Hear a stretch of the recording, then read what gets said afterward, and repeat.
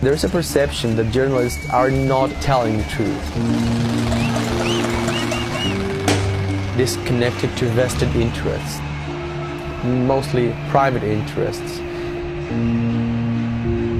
Most of the protests were shot by drones from really high in the air because they would have problems with the camera in the street. The vans would be vandalized. On one hand, you have this massive protest, and they all wanted something better for the country. On the other hand, you have this terrible story of violence. Lootings, burning buses, burning cars, total destruction, chaos.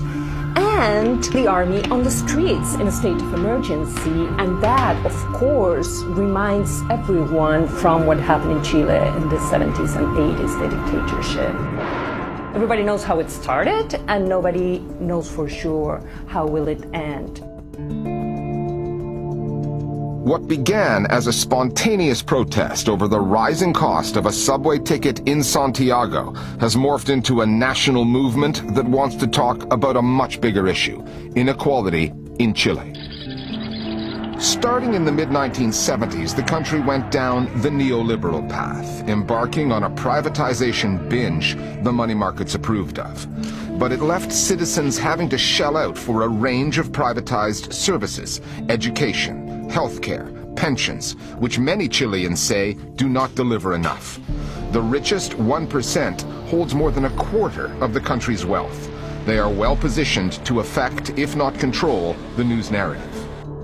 Nowhere in Latin America is media ownership as concentrated as it is in Chile, which partly explains why the conflicts on the streets are not limited to protesters taking on security forces.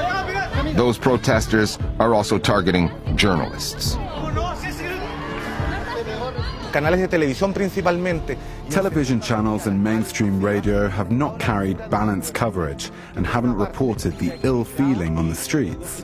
What TV channels have done is to remain on the side of the ruling class, opinion makers and experts. But what is the underlying issue? It's that the neoliberal, neo-capitalist model is at the expense of social rights. Rights that were stolen during the dictatorship and which remained hijacked as neoliberalism was deepened by our democratic governments. What has happened here is enormous protests fueled by social outrage, and the media has felt bewildered. They don't know how to manage the situation. This is a movement that doesn't have leaders controlling the masses, so who represents them? Who can journalists dialogue with? How can TV manage, process and present this social movement? We have to remember that almost the entire media in Chile belongs to private corporations. That kind of power is present in the way they control the media. So even when a journalist is trying to show or depict a kind of image of the mobilization, ultimately what people perceive is that these vested interests are manufacturing the kind of news and the kind of portray of any type of mobilization. A recurring grievance of protesters is the Chilean media's emphasis on conflict at the expense of context. They accuse privately owned channels such as Megavisión and Channel 13 of feasting on images of looting and violence, while starving audiences of analysis of the underlying causes of the unrest. The agendas at play are not merely ideological. They are commercial too, the ratings chase. And TVN, the national broadcaster, is no different. Like other state-owned institutions in Chile, it has had a neoliberal makeover.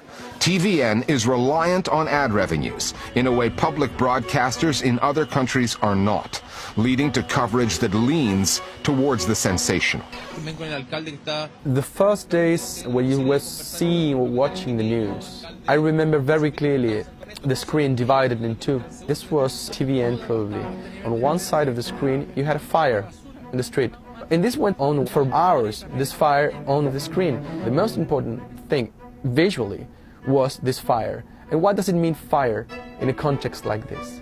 It means riots, it means danger.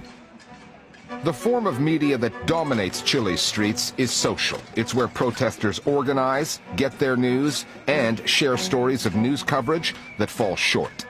And it isn't just domestic news outlets and reporters feeling the heat. Foreign journalists are too. Announced a hike in the metro fare. Al Jazeera's correspondent, Teresa Bo, was targeted after this live hit. Stuck at the fringes of a protest for technical reasons, she had demonstrators going after her, not for anything she said, but because of what her camera was showing. Que una productora le dice a estos hueones que salten. Que mierda la mentira, hueón. The anti-Bo social media campaign was aggressive, complete with death threats. She left the country after being assaulted on the street.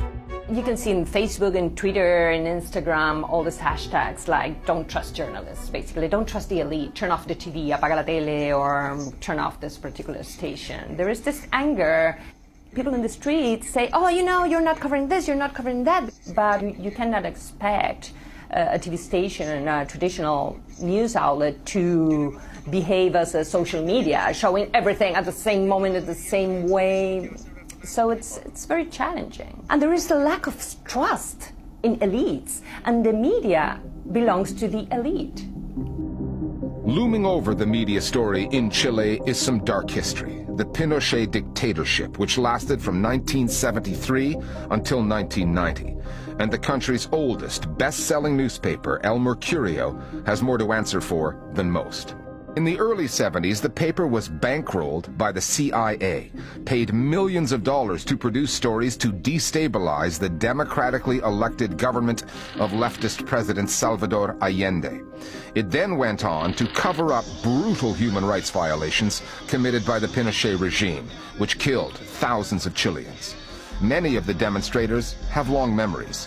And it's no wonder that the paper's offices in the coastal city of Valparaiso were broken into and set alight. Que siempre se le está pidiendo a los medios. The media are always being asked about their support for the 1973 coup. And El Mercurio is being asked when they will do their mea culpa. They haven't done it till now, and they're not going to do it. So we need to know, what perspective does this right-wing media outlet have on reality? Is it trying to maintain the economic model? Is it trying to protect its business interests?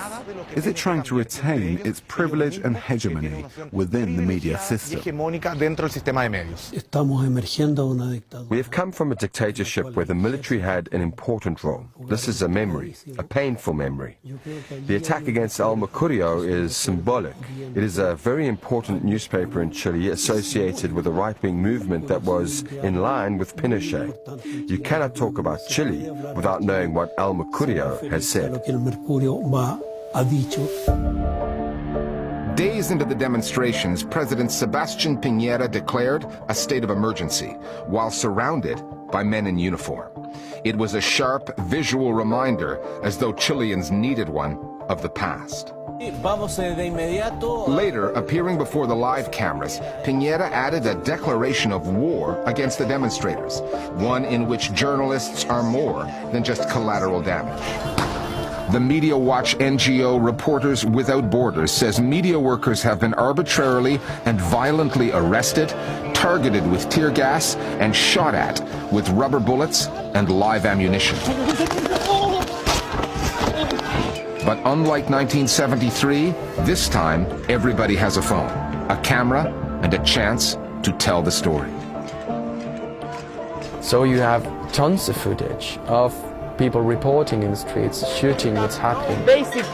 And you have to put this in a large context. It's the one of 1973 and the coup d'etat. If we, in 7 days, we have this tons of footage showing atrocities committed by the police officers and soldiers, can you imagine the level of violence committed at that time